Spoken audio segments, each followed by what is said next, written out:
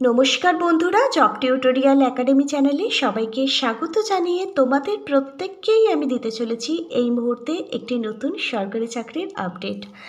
আজকে যে নতুন চাকরির বিজ্ঞপ্তিটা আমরা তোমাদের মাঝে তুলে ধরবো, তোমরা দেখো। ভারতীয় বন দপ্তরের তরফ থেকে 2025 সালে একটি নতুন নিয়োগ সংক্রান্ত বিজ্ঞপ্তি কিন্তু প্রকাশিত হয়েছে, যেখানে তোমরা শুধুমাত্র ভারতীয় নাগরিক হলেই কিন্তু আবেদন করতে পারবে। এছাড়াও তোমরা পশ্চিমবঙ্গের 23 জেলার যে কোনো জায়গা থেকেই কিন্তু এখানে আবেদনটি করতে পারবে। সারা ভারতবর্ষ জুড়ে মোট শূন্যপদ হচ্ছে 15,000-এর ওপর।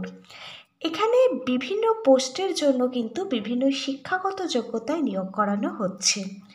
তোমরা দেখো, এখানে ফরেস্ট গার্ড থেকে শুরু করে forest ranger, wildlife guard, এই সমস্ত পোস্টগুলো কিন্তু রয়েছে।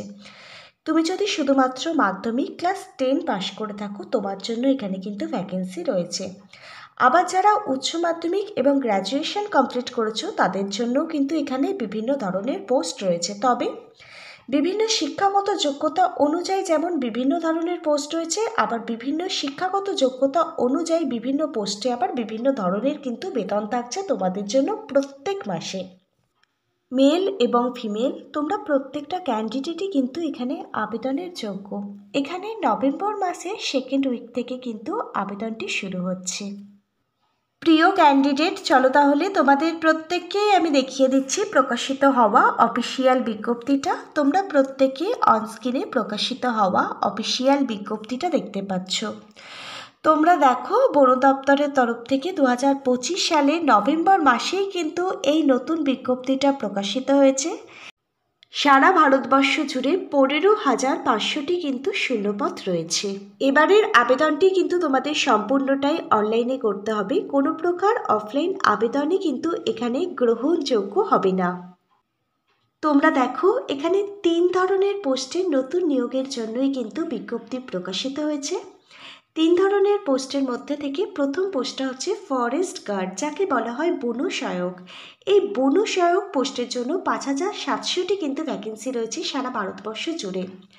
এখানে দ্বিতীয় পোস্টটা হচ্ছে ফরেস্ট রেঞ্জার। এই ফরেস্ট রেঞ্জার পোস্টের জন্য 4,152টি কিন্তু শূন্যপদ রয়েছে সারা ভারতবর্ষ জুড়ে। এখানে তৃতীয় পোস্টটা হচ্ছে ওয়াইল্ড লাইফ গার্ড। এই তৃতীয় পোস্টটার জন্য কিন্তু সারা ভারতবর্ষ জুড়ে 5,148টি কিন্তু শূন্যপদ রয়েছে। সারা ভারতবর্ষ জুড়ে টোটাল শূন্যপদ হচ্ছে 15,500টি। তোমরা ভারতবর্ষের যে কোনো রাজ্যের যে কোনো জেলা থেকে এখানে আবেদন করতে পারবে। আবার আমাদের পশ্চিমবঙ্গের কিন্তু 23 জেলার মধ্যে থেকে যে কোনো জেলা থেকে তোমরা এখানে আবেদনটি করতে পারবে। মেল ফিমেল সকলের জন্যই কিন্তু বারবার বলছি পোস্ট রয়েছে। আর এখানে কিন্তু ফ্রেশার্স ক্যান্ডিডেট তোমরা প্রত্যেকে যেমন আবেদন করতে পারবে, তেমনি যাদের অভিজ্ঞতা রয়েছে তারাও কিন্তু এখানে আবেদনটি করতে পারবে। এখানে আবেদনটি করবার জন্য একজন যোগ্য আবেদনকারী ন্যূনতম বয়স থাকতে হবে 18 বছর। 18 বছর বয়স থেকে শুরু করে 35 বছর বয়স পর্যন্ত সকল জেনারেল ক্যাটাগরির ক্যান্ডিডেট তোমরা প্রত্যেকেই এখানে আবেদনটি করতে পারবে। আবার বয়সের ছাড় রয়েছে রিজার্ভেশন ক্যাটাগরির ক্যান্ডিডেটদের জন্য। তোমাদের মধ্যে যাদের SC ST কাস্ট সার্টিফিকেট আছে, তোমরা 5 বছর অতিরিক্ত বয়সের ছাড় পাবে গভর্নমেন্ট রুলস অনুযায়ী। একজন SC বা ST ক্যাটাগরির ক্যান্ডিডেটের বয়স থাকতে হবে 18 থেকে 40 বছরের মধ্যে। তোমাদের মধ্যে যাদের OBC কাস্ট সার্টিফিকেট আছে, তোমরা গভর্নমেন্ট রুলস অনুযায়ী পাবে 3 বছর অতিরিক্ত বয়সের ছাড়। একজন OBC ক্যাটাগরির ক্যান্ডিডেটের বয়স থাকতে হবে 18 থেকে 38 বছরের মধ্যে।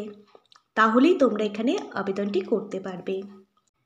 এবার তোমরা দেখো, এখানে এডুকেশন কোয়ালিফিকেশান অর্থাৎ শিক্ষাগত যোগ্যতা কি থাকতে হবে এখানে আবেদনটি করবার জন্য।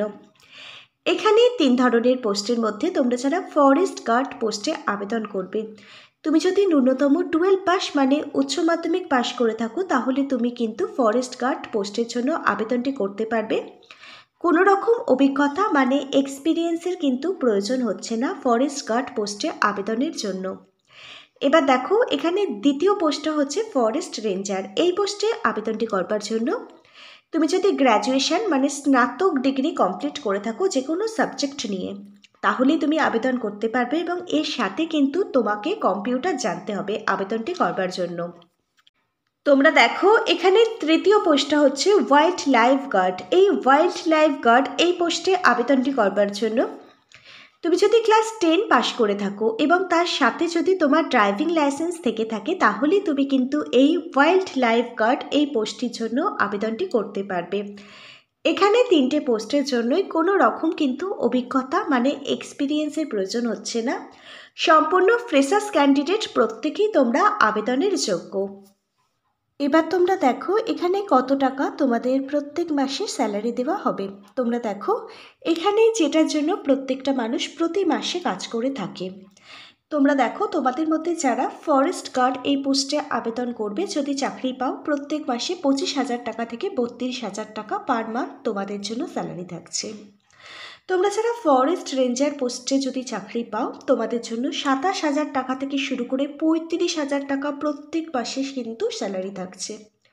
তোমরা যারা ওয়াইল্ড লাইফ গার্ড এই পোস্টে চাকরি পাবে তোমাদের জন্য 22,000 টাকা থেকে শুরু করে 28,000 টাকা পর্যন্ত প্রত্যেক মাসে কিন্তু স্যালারি থাকছে। এর সাথে কিন্তু আবার বেসিক পে, ডিএ, এইচআরএ এগুলো কিন্তু যুক্ত হবে। তাহলে প্রত্যেক মাসে তোমাদের জন্য প্রত্যেকটা পোস্টের জন্য খুব ভালো মানের স্যালারি থাকছে।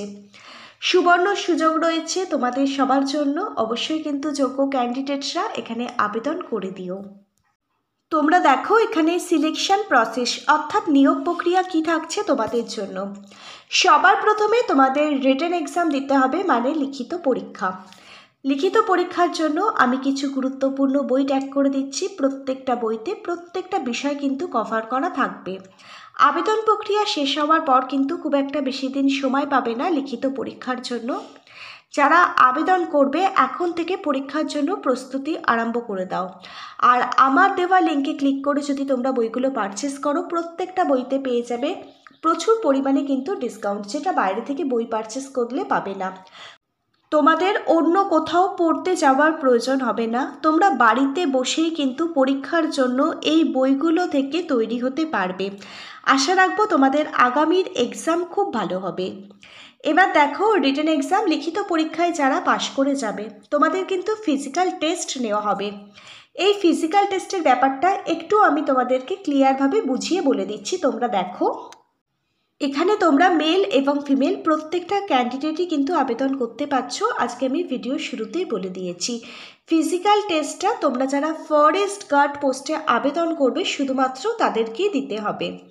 এখানে দেখো মেল ক্যান্ডিডেটদের কিন্তু 25 কিলোমিটার রানিং করতে হবে 4 ঘন্টায়। আর ফিমেল যে সমস্ত ক্যান্ডিডেট আবেদন করবে যারা রিটেন এক্সামে উত্তীর্ণ হবে তাদের কিন্তু এখানে 16 কিলোমিটার রানিং করতে হবে 4 ঘন্টায়। এই ফিজিক্যাল টেস্টটাই কিন্তু তোমাদের জন্য থাকছে। এখন থেকেই কিন্তু তোমরা এই ফিজিক্যাল টেস্ট দেওয়ার জন্য নিজেদেরকে প্রস্তুত করা শুরু করে দাও।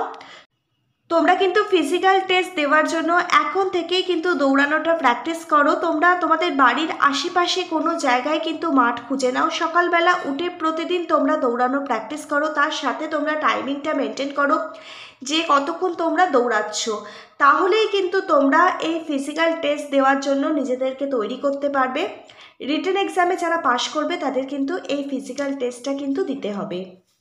রিটেন এক্সাম এবং ফিজিক্যাল টেস্টে তোমরা যারা উত্তীর্ণ হয়ে যাবে তোমাদের কিন্তু ডকুমেন্ট ভেরিফিকেশানের জন্য ডাকা হবে।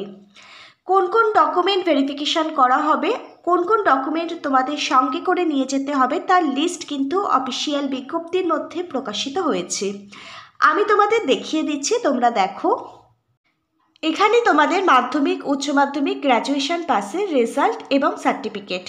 তবে একটা কথা বলে রাখি, এখানে যে পোস্টের জন্য যে শিক্ষাগত যোগ্যতা চাওয়া হয়েছে সেই শিক্ষাগত যোগ্যতার কিন্তু রেজাল্ট এবং সার্টিফিকেট লাগবে। তুমি যদি এসসি এসটি এবং ওবিসি কাস্টের বিলং করে থাকো এবং আবেদন করবার সময় যদি তুমি তোমার কাস্টের কথা উল্লেখ করে থাকো তাহলে কিন্তু অবশ্যই কাস্ট সার্টিফিকেটটা লাগবে। আইডেন্টি প্রুফ হিসাবে আধার কার্ড এবং প্যান কার্ডের মধ্যে যে কোনো একটি। পাসপোর্ট সাইজের ফটো এবং সিগনেচারটা কিন্তু লাগবে। যখন তোমরা আবেদন করবে সেই টাইমে কিন্তু স্ক্যান করে আপলোড করতে হবে।